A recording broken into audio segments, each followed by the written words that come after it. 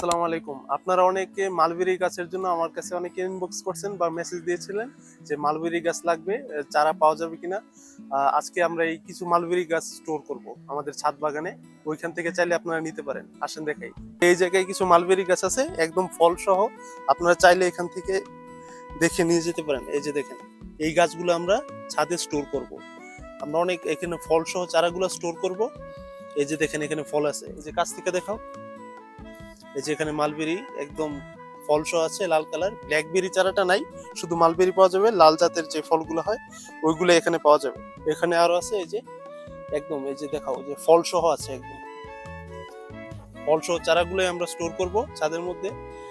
আর কিছু বেশ চারা আমরা লাগাবো বাগানে। যে একটা বড় সাইজের চারা আছে, যে চারাটার অনেক বড় আর কি। ফল একটা আছে, একটা ছোট আছে। যদি সার দিয়ে মাটি দিয়ে ভালোভাবে লাগানো যায় তাহলে অনেক উৎপাদন হবে, অনেক ফল ধরবে আর কি।